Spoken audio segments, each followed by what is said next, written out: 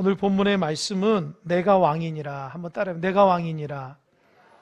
이 제목으로 함께 말씀 나누겠습니다. 계속해서 예수님이 십자가에 달려 돌아가시기 전에 고난받는 장면에 대해서 이렇게 나오고 있어요. 그러니까 지난 시간에는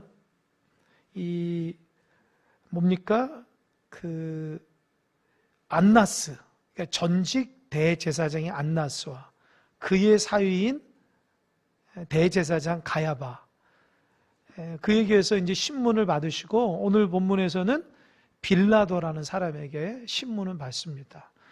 사도신경에 본디오 빌라도, 그 사람이에요. 그 사람. 한 절씩 한번 읽어보면서 내용이 무엇인지 한번 보겠습니다. 28절 한번 읽어볼까요? 시작.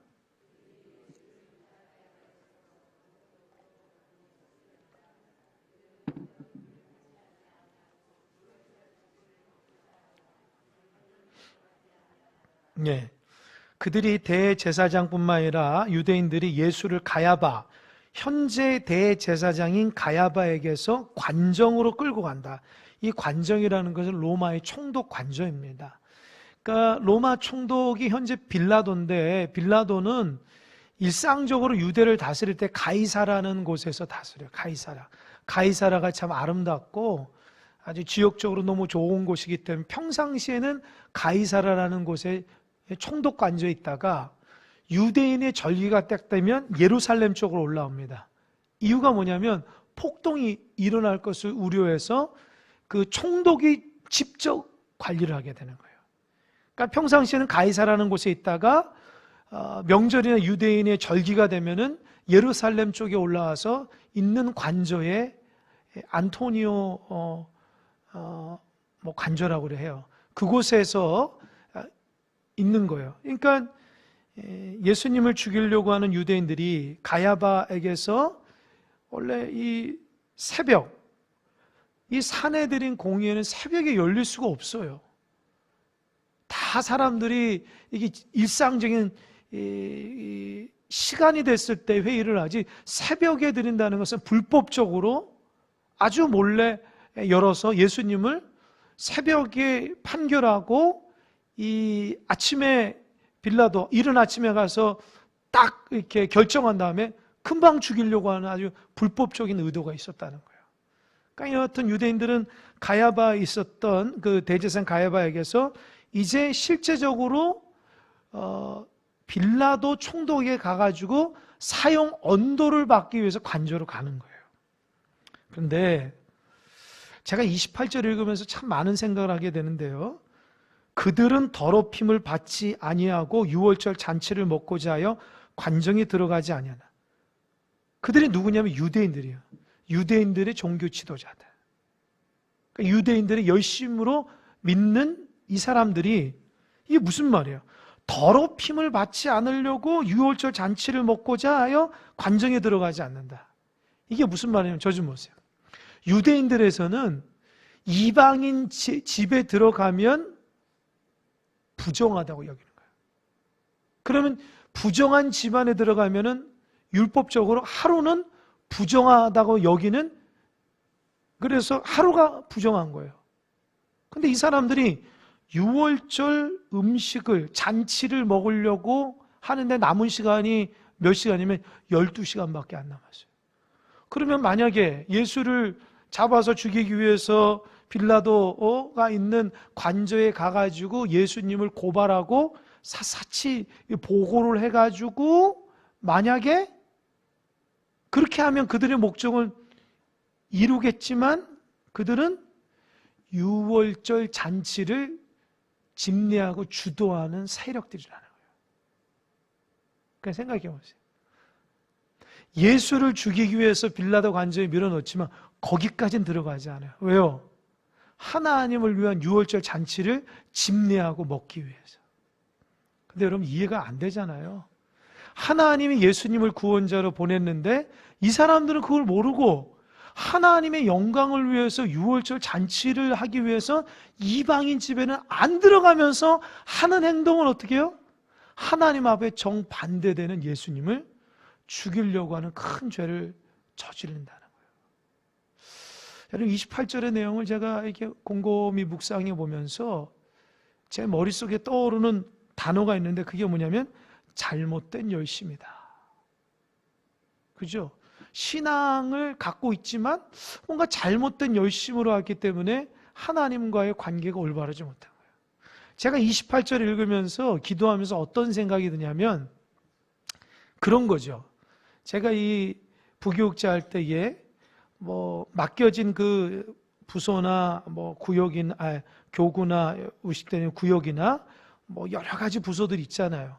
그래서 그 일을 하게 되면은 굉장히 준비할 것도 많고 해야 될 것도 많고, 예를 든다면 전도잔치 같은 거, 제가 전도 담당이었으니까 그러면 그 몇 달 전부터 준비를 해요. 다 기획을 하고 사람들 다 모여가지고 해가지고 분담을 하고 기도회도 하고 어떻게 전도 대상자도 하고 물건도 사고 전도할 때 다 이렇게 하고 몇 달 동안 이렇게 각 교구마다 이렇게 이렇게 전도하는 것도 영상을 찍어가지고 그 예배 때마다 이렇게 전도한다고 독려하기 위해서 영상도 보여주고 인터뷰를 하기 위해서 나는 요번에 이웃집 누구 아주머니를 데우려고 하는데 기도하면서 열심히 전도하는데 꼭 하나님이 응답해 주시고 그런 영상도 다 따가지고 영상을 만들고 이 한 7주부터 이렇게 축축축축 계획적으로 하는 거예요. 그러니까 담당을 제가 하니까 마음의 부담이 굉장히 크고 이렇게 뭐라 그럴까요? 꼼꼼하게 체크를 해야 돼요. 그러니까 막상 이게 잔치가 딱 되잖아요. 당일날 그러면 1부 때부터 전했던 교회는 4부까지 예배가 있었어요. 찬양 예배 가면 5부죠. 그러니까 이 예배 순서가 너무 많으니까 그러니까 모든 예배 때마다 담당이 제가 이게 부스를 지켜가지고 새 가족들이면 명단을 적고 그것을 다 해가지고 선물도 주고 사진도 찍고 그걸 명단 제출해가지고 목사님한테 딱 올려주면 광고 시간에 누구 오셨습니다. 그럼 일어나면 새 가족들이 그냥 꽃 하나씩 다 끝내주고 그러면 끝나면 마당에서 천막을 다 쳐가지고 음식을 교구별로 먹고 또 새 가족은 새 가족 부스로 있어야 되면 정말 복잡해요. 그러니까 그 한 몇 달 정도 그거 하기 위해서 한 몇 달, 석 달 정도는 기도하고 기획하기 위해서 딱 그날 하는데 제 마음이 하나님 앞에 예배 드리는 마음보다 이거 잘 돼야 되는데, 이거 사람 많이 와야 되는데, 이거 식사 빵꾸 나면 안 되고, 새 가족 이렇게 명단 누락되면 안 되고, 누가 이렇게 해서 하는데, 주차, 이런 것들을 전체 머릿속에 생각하니까,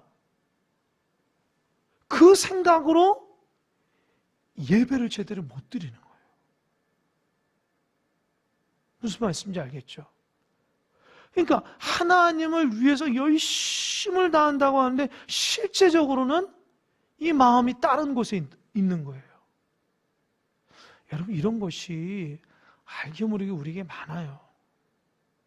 우리 자신도 모르게 하나님을 위한다고 하면서 그러지 못할 때가 참 많아요.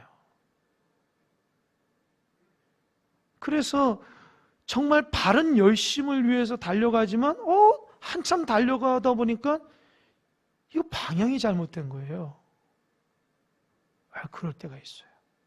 이 유대인의 종교 지도자들이 정말 하나님을 위한다고 하면서 예수라는 사람이 딱 등장하잖아요. 그 예수님은 이 말뿐만 아니라 기적과 이적을 행하니까 사람들에게 인기가 많은 거예요. 그러니까 종교 지도자들 입장에서는 미운 거예요. 왜요? 자기들보다 인기가 많으니까. 예수님이 오기 전까지는 모든 종교적인 문제, 신앙적인 문제는 유대 종교 지도자에 갔는데 이제는 유대 종교 지도자에게는 제사 드리는 것 말고는 가지 않는 거예요. 다 예수님을 따라다니는 거예요. 예수 따라다니면 먹을 것도 주죠. 병든 자도 고침받죠. 가정의 문제들 되니까 이거 큰일 났다는 거죠. 그러니까 유대 종교 지도자들 중에 이 문제를 예수라는 사람이 누군가 말씀을 통해서 묵상하고 기도하면서 그가 메시아고 그리스도인이라는 것을 구원자라는 걸 아는 사람은 많지 않았어요. 그러면 어떻게 해요? 쟤는 이단이고 우리의 기득권을 가져가려고 하는 아주 사탄적인 사람이다.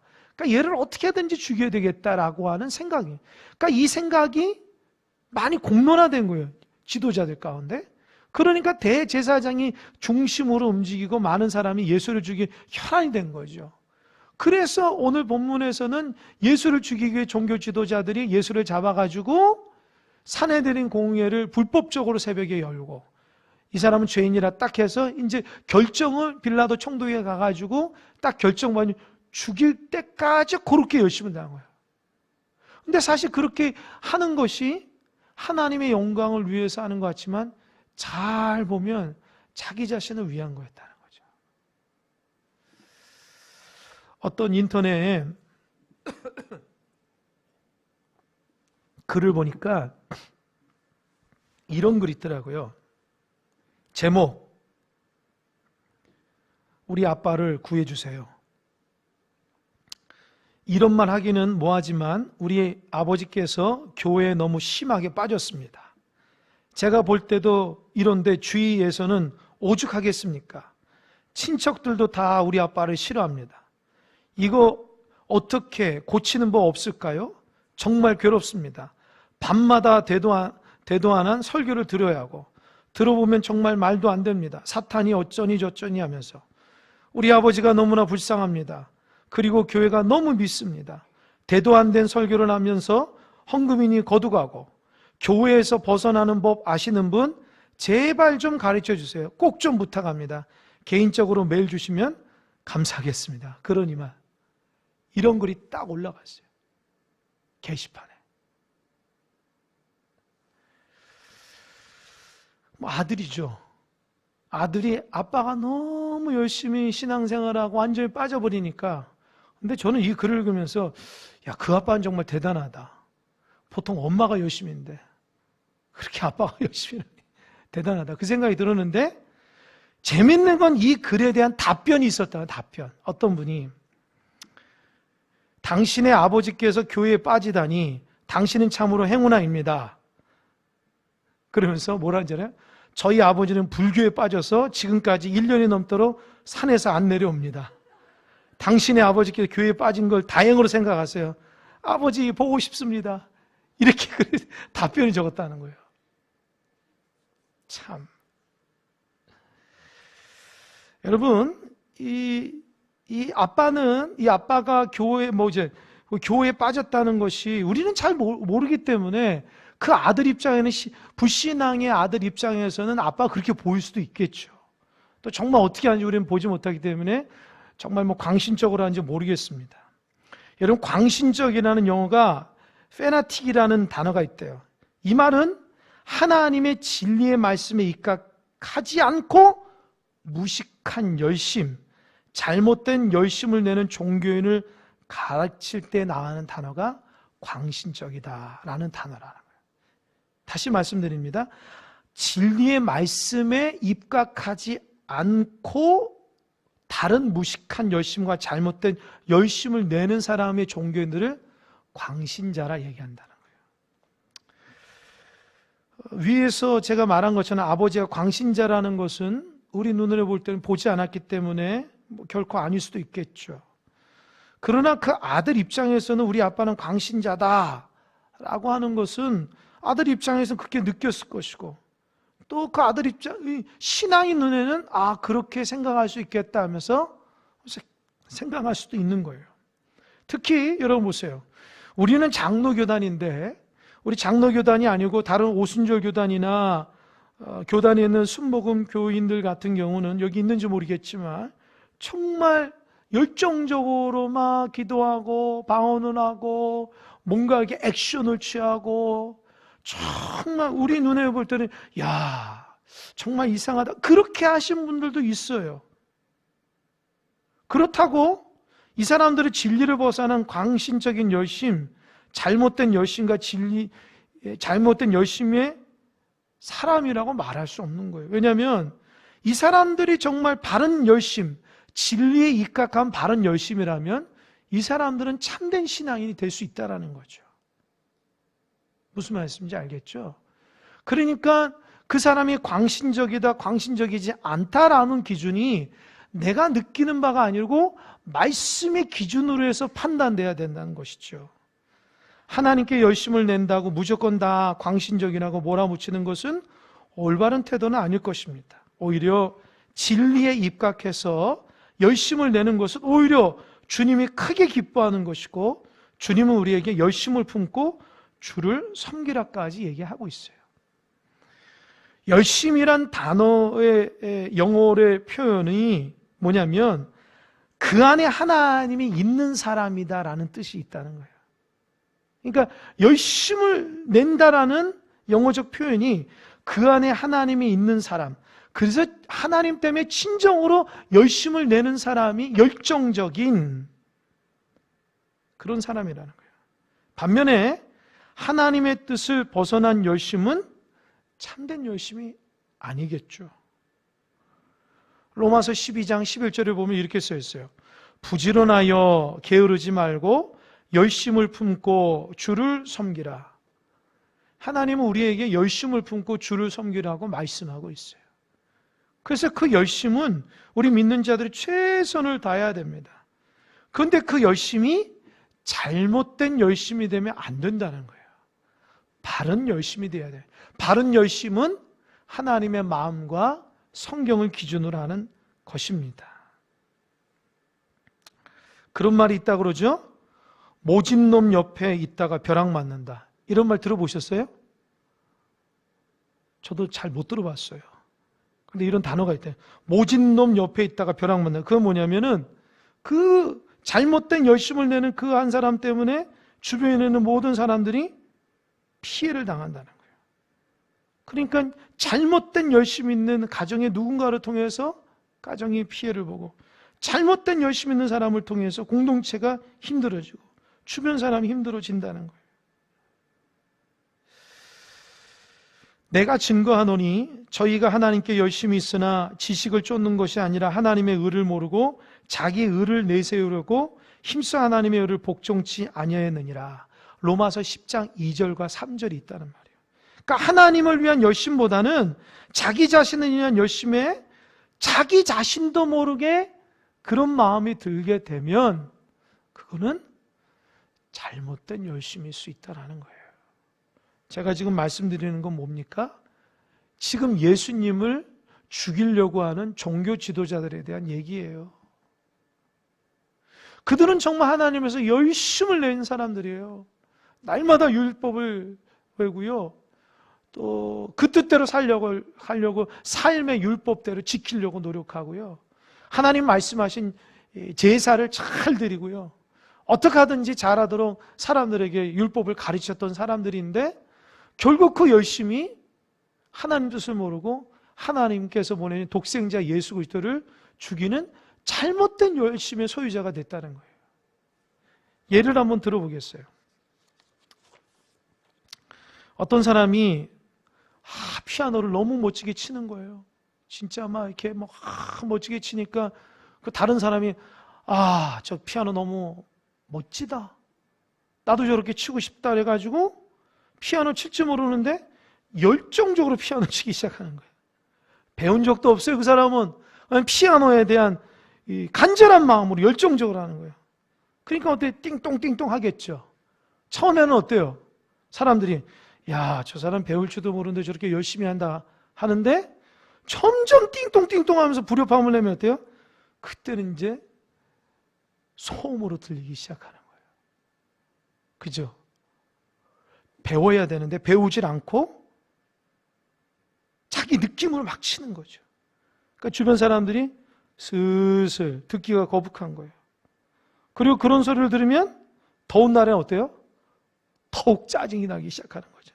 그래서 그 사람이 갖고 있는 열심은 좋으나 그 열심이 배우지 못한 열심으로 인해서 다른 사람에게 해가 될 수도 있다는 거예요. 그러니까 여러분, 이 사람이 피아노를 잘 치려면 어떻게 돼요? 배워서 쳐야 되겠죠. 차근차근. 우리도 마찬가지입니다. 신앙이 올바른 열심이 되려면 올바른 지식이 동행해야지만 아름다운 열매가 될 수 있습니다. 아멘. 여러분의 신앙이 바른 열심이고 참된 열심이 되려면 하나님 말씀 가운데 자꾸 배워야 됩니다. 신앙을 배우고 또 배워서 다듬어져서 그 아름다운 소리, 그거를 낼 수 있어야 돼요. 또 한번 생각해 보세요. 어떤 청년이 딱 20살이 돼가지고 고등학교 때까지는 운전을 못하다가 이제 20살이 됐으니까 이제 운전할 나이가 된 거예요. 근데 아빠가 운전하는 걸 보고 아빠 차를 끌고 싶어가지고 아빠 몰래 차키를 가지고 아빠 자고 있는데 새벽에 그 차 시동 키는 것만 알고 가는 것만 알고 그래서 갖고 나가죠. 친구들이 어떻게 됐을까요? 죽었는지 살았는지 모르겠지만 공포 그 자체겠죠. 이 청년은 정말 운전하고 싶은데 그러려면 어떻게 해야 돼요? 운전면허를 따야죠. 그죠? 연수도 받아야죠. 그래서 바른 방법을 알고 운전을 해야지만 가고 싶은 대로 갈 수 있는 거예요. 여러분, 우리가 하나님의 정말 영광을 위해서 살아가는 열심 있는 사람이 되려면 하나님 말씀 가운데 배우고 끊임없이 하나님 말씀과 합한 자가 될 수 있어야 되는 것입니다. 목회자인 저도 여러분도 바른 열심으로 살아가려면 하나님 말씀 앞에 잘 훈련받아야 되는 것입니다. 훈련받지 못하고 이 종교 지도자들처럼 하나님의 뜻을, 율법을 안다고 하지만 하나님의 그 깊이 있는 그 뜻을 모르니까 오히려 하나님에게 대적하는 경우를 될 수 있어요. 하나님 마음에 합한 삶을 살려고 굳게 결심하고 열심히 노력하는 사람도 그 열정이 성경의 지식에 기초해야 되고 교회의 질서에도 맞아야 됩니다. 바른 지식이 없는 열정은 오히려 자신의 장래를 망친다고 합니다. 자신의 가정의 축복을 저해하기도 하고 교회를 해롭기도 하고 결국에는 하나님 나라를 제대로 하지 못하고 하나님의 뜻을 어기고 자기 자신도 모르게 사단의 도구가 될 위험이 우리에게는 언제든지 찾아온다는 거예요. 그래서 신앙은 늘 조심해야 됩니다. 늘 조심해야 됩니다. 만약에 우리가 예수님 당시에 이분들 가야바라는 그 종교 최고의 지도자가 그 대제사장의 수많은 제사장들, 레위인들, 종교 지도자들이 날마다 열심히 한다고 하는데 알고 보니까 하나님 앞에 대적되는 행동을 했다 하면 얼마나 충격을 받았겠습니까? 그러면서도 그들은 하나님의 뜻을 이루기 위해서 유월절 잔치를 먹고자 이방인 집에는 들어가지도 않는 자기 신앙에 대한 철저하게 지키면서도 실제적으로 하나님의 뜻을 해하지 못하는 잘못된 열심의 어리석은 신앙의 소유자라는 것이에요. 저와 여러분들 조심하시기 바랍니다. 우리 하나님의 참된 열심으로 살아가는 여러분 되시길 바랍니다. 29절 한번 읽어볼까요? 29절 시작.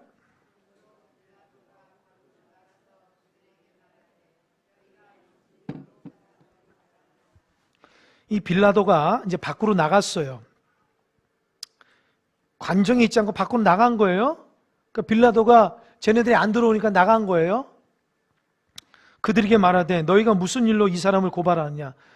여러분, 이 말이 헬라어로는 원문으로는 짜증 섞여인 말이라는 거예요. 왜일까요? 왜일까요? 아시는 분 있어요? 힌트 새벽. 너무 일찍 왔기 때문에 그래요. 빌라도가 좀 잠을 자고 싶은데 이것들이 뭐가 급하다고 새벽부터 쳐들어와가지고 사람을 붙잡아가지고 들어오지도 않고 문 밖에서 자기를 나오라고 하니까 어이가 없는 거죠. 총독 입장에서는.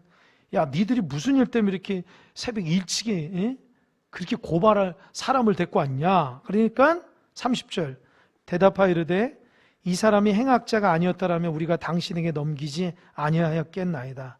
이 사람은 죄인입니다. 악한 행위를 한 사람입니다. 그래서 이 새벽에 데리고 온 거예요. 그렇게 얘기합니다. 그러니까 빌라도가 뭐라고 맞받아치냐면 31절 한번 읽어보겠습니다. 시작. 빌라도가 이르되 너희가 그를 데려다가 너희 법대로 재판하라. 유대인들이 이르되 우리에게는 사람을 죽이는 권한이 없나이다 하니. 그러니까 뭐냐면 아니 너희들이 그렇게 행악하는 사람이라면 너희들이 가서 죽여. 너희들이 재판해. 그러니까 하는 말이 우리는 재판을 했는데 사형 언도를 내리는 건 우리가 할 수 없습니다. 여러분, 지금 유대는 로마의 점령을 당하고 있기 때문에 사형 언도를 낼 수 있는 게 유대인들에게 없는 거예요. 이 결정권이 로마에게 있는 거예요. 그러니까 특별히 그 지역을 담당하는 총독이 있는 거예요. 예를 들어서 그 지역에 어떤 사람이 죽어지면 그건 로마 황제까지이기 때문에 그 일 때문에 혹시 폭동이 일어나서 그 지역이 문제가 생기면은 문책을 당할 수밖에 없어요. 그러니까 정확하게 총독이 그들의 허락을 받고 잘 전후 사정을 잘 살펴서 이 사람은 살인자니까 죽여도 된다. 뭐 십자가형에 달린다든지 이 사람 죄가 없으면 풀어줘라. 그렇게 재판장 노릇하는 사람이 빌라도였다는 사람이라는 거예요. 32절, 이는 예수께서 자기가 어떠한 죽음으로 죽을 것을 가리켜 하신 말씀을 응하게 하려 함이니라. 여러분 32절은 사실 빼도 돼요. 그렇잖아요. 지금 이야기의 줄거리가 아니에요, 사실은. 그런데 그 요한복음을 기록한 요한이 그거 집어넣었다고요. 자기가 해석한 거예요. 그러니까 빌라도와 유대 종교 지도자들의 대화가 있는데 그 대화를 중간에 자기의 관점을 쏙 집어넣은. 이게 뭐냐면 나중에 예수님이 십자가에 달려 죽는 것은 하나님의 섭리와 뜻 가운데 이런 일이 일어났다고 하는 것을 얘기해 주는 거예요. 아멘? 여러분, 대답해 보세요. 여러분에게 일어나는 모든 일은 하나님의 섭리가 있다는 거 믿으십니까? 맞으면 아멘, 안 맞으면은 대답 안 하셔야 돼요. 다시 한번. 여러분의 삶의 모든 일은 하나님의 섭리 가운데 있음을 믿으십니까? 그러죠? 그럼 대답하세요. 설령 힘들고 어려운 고난과 고통과 그런 것도 하나님의 섭리 가운데 있음을 믿으십니까? 그거예요. 나에게 좋은 일만 있다고 하나님의 섭리가 아니고 나에게 힘들고 어려운 일이 있더라도 그 하나님의 섭리라는 거예요. 그러니까 어떻게 해야 되겠어요? 하나님을 신뢰해야 되겠죠. 나에게 좋은 일만 있다고 하나님의 뜻이고 나에게 좋은 일이 있지 않으면 하나님의 섭리가 아니다? 아닙니다. 예수님이 십자가에 달려 죽는 거, 예수님 입장에서는 굉장히 억울한 일이고 슬픈 일이지만 그게 하나님의 섭리고 뜻이라는 거예요. 그럼 예수님에게만 적용하겠어요? 하나님 백성인 우리에게도 적용 안 될까요? 된다고요. 때로는 예상치 못한 환난이 올 때가 있어요. 근데 그것은 하나님의 섭리 가운데 있는 환난이라는 거예요. 아멘? 때로는 여러 가지 감당할 수 없는 가정적인 문제가 갑자기 펑 터질 수 있어요. 감당할 수 없는 문제가 막 터질 수 있다고. 그런데 그것은 하나님의 섭리와 주권 가운데 있는 고난이라는 거 믿으시기 바랍니다. 그래서 마음속에 위로를 받으셔야 돼요. 그러니까 예수님이 지금 죽는 것은 하나님의 섭리인 거지. 하다 보니까 억울해서 예수님 죽은 게 아니라는 거예요. 우리의 신앙도 잘 가다가 때로는 뭡니까? 웅덩이가 있어서 푹 빠질 수 있어요. 푹 빠지면 어떻게 해요? 하나님이 우리를 웅덩이에 집어넣구나. 그렇게 생각할 수 있어야 돼요. 왜요? 하나님의 뜻이 있겠지. 아멘? 따라서 하나님의 뜻이 있겠지. 이거예요. 하나님의 뜻이 있겠지. 고난을 당하면 하나님의 뜻이 있을 거야. 절망하고 낭망하면 안 돼요. 그래서 32절은 저자의 자신의 신앙적 고백입니다. 33절, 이에 빌라도가 다시 관정에 들어가 예수를 불러 이르되 내가 유대인의 왕이냐? 이렇게 얘기하니까 34절, 예수께서 대답하시되 이는 내가 스스로 하는 말이냐 다른 사람들이 나에 대해서 내게 하는 말이냐. 이게 무슨 말일까요, 여러분?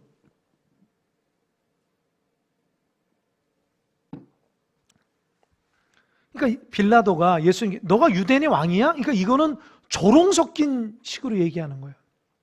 근데 예수님 이거를 듣고 빌라도에게 야, 너가 지금 너 스스로 나에게 왕이라고 얘기한 거냐? 아니면 저기 유대 종교 지도자들이 너에게 말해서 그것을 듣고 전하는 거냐? 지금 그 말이거든요.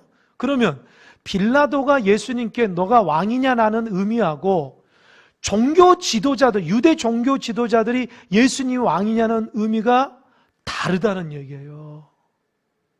잘 들으세요. 빌라도는 신앙을 갖지 않기 때문에 왕이라는 것은 정치적인 목적을 가진 최고의 왕이에요. 그러니까 예수 보고 네가 유대인의 최고 우두머리냐? 지금 이런 얘기를 하는 거고, 유대인들이 여기는 말하는 왕이라는 걸 듣고 얘기하면 유대인들은 왕은 누구예요? 메시아라는 거예요. 구원자라는 거예요. 그러니까 너가 너 입으로 나를 정치적인 왕이냐? 종교적인 구원자냐? 어떤 거 얘기하냐? 지금 예수님이 이렇게 반문하는 거예요. 그러니까 빌라도가 어이가 없어가 35절. 빌라도가 대답하되 내가 유대인이냐? 나는 너가 메시아한 거 상관없다. 나는 너가 정치적인 권력을 갖고 있느냐? 그거 묻는 거다. 그 얘기한 거예요. 그러니까 35절 빌라도가 대답하되 내가 유대인이냐? 내 나라 사람과 대제사장들이 너를 내게 넘겼으니 내가 무엇을 하였느냐? 빌라도 입장에서는 예수라는 사람이 참 한심한 거예요. 왜요? 빌라도는 예수에 대해서 익히 듣고 있었어요. 예수라는 사람이 유대를 얼마나 영향력 있게 다니는지 알고 있었다는 거죠. 주시하고 있었어요. 그런데 지금 빌라도 앞에 그렇게 좋게 소문난 사람이 빌라도 앞에 딱 무릎 꿇어서 있으니까, 야, 너 나라 사람들과 너 나라 대제사장들이 너를 죽이려고 나한테 넘겼어. 너 무슨 일 했길래 그러냐?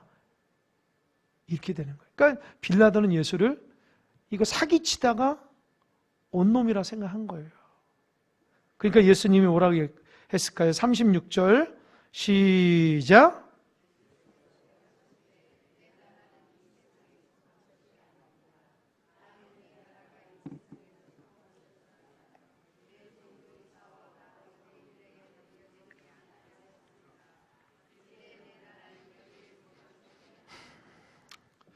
예수님이 빌라도가 내 나라라고 하니까 이 나라에 대해서 정확히 깨달으라고 빌라도에게, 야, 내 나라?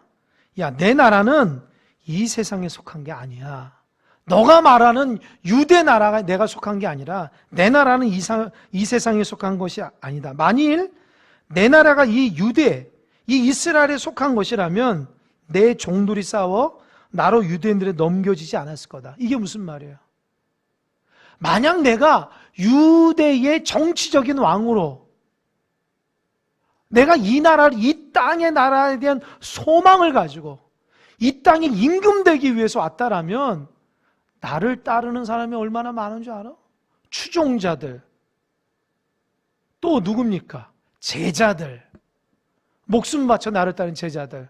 심지어는 천사들을 통해서라도 역사할 거라는 거예요. 그러니까 예수님은 이 땅에 소망을 두고 내가 너한테 잡힌 게 아니라는 거예요. 나는 하나님 나라를 위해서 내가 너한테 온 거지 이 땅의 정치적인 목적과 이 땅의 유익을 위해서 온 게 아니라는 거예요. 얼마나 멋집니까? 예수님 대답에. 여러분도 잡히면 이렇게 대답할 수 있어요? 잡히지 말아야죠. 이렇게 신앙적인 배짱과 담대함이 있어야 돼. 내 나라는 이 땅이 아니다. 내 나라 하나님 나라다. 내 나라 하나님이 다스리는 나라지. 저는 36절 읽으면서 너무 예수님이 멋지신 거예요. 조금이라도 신앙을 굽히지 않아요. 그 확고한 믿음. 여기에서 빌라도에게 잘하면 풀려날 수 있거든요. 사실 나 평범한 사람인데 쟤네들이 나 모함하는 거야. 이렇게 해서 풀려질 수 있죠. 근데 예수님은 당당한 거예요. 절대로 신앙을 굽히지 않아요. 내 나라는 이 땅이 아니다. 37절 빌라도가 이르되 그러면 내가 왕이냐? 그래, 너 나라가 이 땅이 아니라면 하늘이라면 너가 왕이냐? 라고 하니까 예수께서 대답하시되 내 말과 같이 내가 왕이니라. 여기에서는 이 땅의 왕을 얘기하는 게 아닙니다. 내가 왕이니라.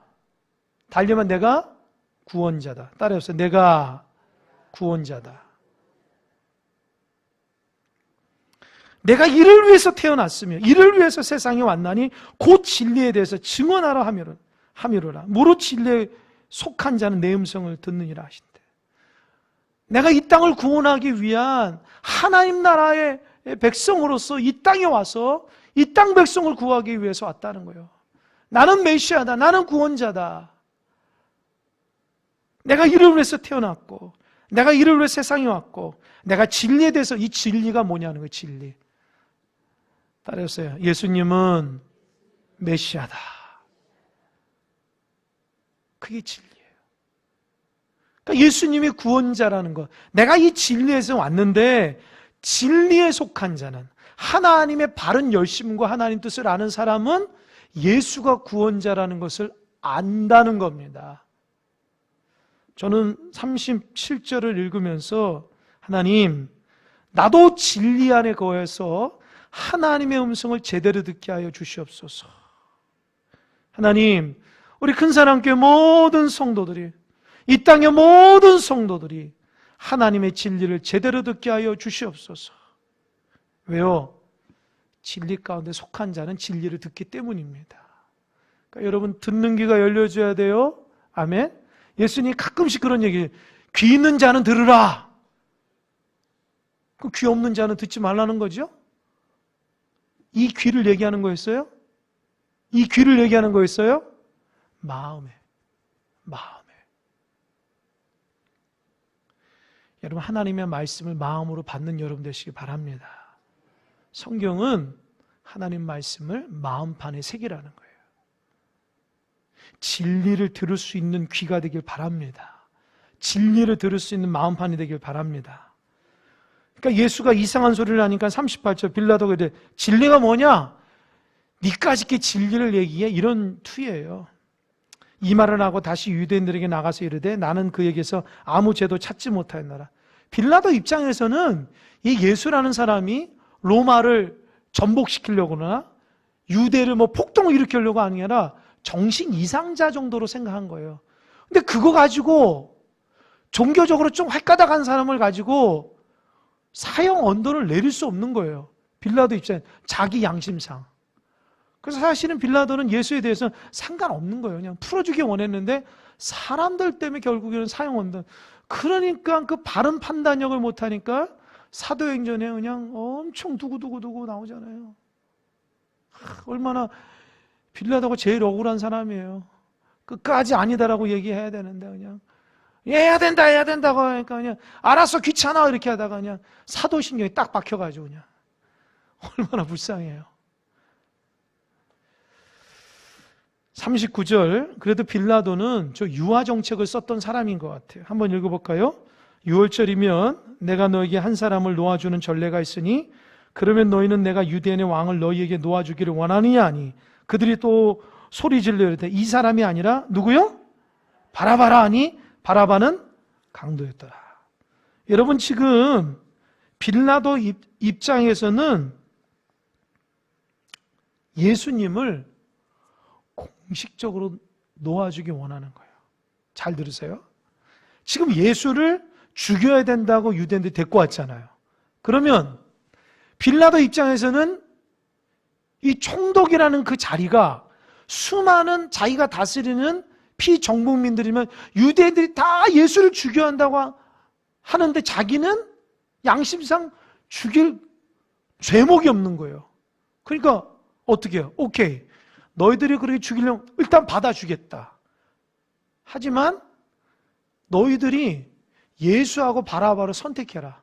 그러니까 내가 그냥 내보내는 게 아니고 나는 일단 너희들이 요구한 거 받아들였거든. 그러니까 너희들이 이제 선택해라. 그러니까 빌라도도 머리가 좋은 거죠. 어떻게 하든지 예수의 죽음을 자기 피 묻히려지 않으려고 그런 식으로 돌려버리는 거예요. 근데 사람들이 뭐라냐면 바라바를. 이 바라바는요, 한 사람이 잡범이 아니에요. 이 사람은 열심당원으로서 이 열심당원이 갖고 있는 로마 당시의 유대인들 열심당원이 뭐냐면 이 가슴에 칼을 차고 다녀요. 그래서 딱 지금 아랍이나 그런 데에서 폭탄 테러 하듯이 만약에 닦아가지고 있으면 칼을 들고 로마 사람들을 죽이고 또 갑자기 싹 숨어드는 거예요. 게릴라잖아, 게릴라죠. 근데 이 바라바가 주동자라는 거예요. 로마 입장에서는 아주 악질적인 죄인인데 유대인들에게는 그 악질적인 죄인보다도 예수를 죽여야 된다는 거예요. 왜 그럴까요? 다 눈이 가리고 귀가 가려졌던 거예요. 여러분, 죄를 짓게 되면요, 나도 모르게 눈이 가려지고 귀가 가려지는 거예요. 그거 모르죠? 죄를 짓고 싶은 사람이 어디 있습니까? 그 순간에 그 죄로 안 보이는 거예요. 그 순간에 하나님의 음성이 들려지지 않는 거예요. 그 순간에 양심에 이게 하나님의 말씀이 들려지지 않으니까 보는 것이 죄가 되고 듣지 못하고 마음속에 들리는 주의 음성이 없으니까 어떻게 해요? 바라봐, 바라봐, 바라봐. 예수를 풀어줘야 되는데. 그래서 우리는 성령의 인도하심을 받아야 됩니다. 아멘. 성령의 인도하심 받아야 돼요. 성령님 매 순간마다 내 마음을 다스려 주셔야 돼요. 내 마음을 다스리지 않으면 끊임없이 나의 욕망 가운데 살아갈 수밖에 없어요. 여러분을 변화시키신 분은 예수님이십니다. 성령이 여러분을 다스려야지 여러분 변화의 삶을 살 수 있습니다. 내 마음대로 살아가면은 성령을 의지 않고서는 절대 하나님의 길을 제대로 걸어갈 수 없습니다. 성령 안에 딱 사로잡혀야지 하나님의 뜻이 정확히 들리고 정확히 보고 내 안에서 말씀하시는 하나님의 양심의 소리를 잘 들을 수 있는 거예요. 그래서 성경에서는 양심이 화인 맞은 자 이렇게 하잖아요. 불로 지져져 가지고 감각이 없어진 거예요. 이 불신앙들, 하나님 뜻대로 살아가지 못하는 외식하는 자들을 일컬어서 양심에 화인 맞았다. 끊임없이 하나님 말씀을 보고 듣지만 양심에 화인 맞으니까 하나님으로 나오는 세미한 음성과 민감함이 다 사라진 거예요. 저와 여러분 영적인 민감함이 있길 바랍니다. 성령님께 민감한 자 되시길 바랍니다. 결론을 맺겠습니다. 우리는 왕 되신 예수님을 잘 모시며 살아가야 됩니다. 주님을 위해서 살아간다 하면서도 우리도 모르게 가야바 같은 그 무리들처럼 잘못된 열심으로 예수님과 대적할 때가 있다는 것이죠. 그러나 진리에 속한 자는, 예수님께 속한 자는 분명한 음성을 듣기 때문에 그 하나님 길을 제대로 걸어갈 수 있다는 겁니다. 우리 모두 그런 사람이 되기를 주님의 이름으로 축원합니다. 아멘.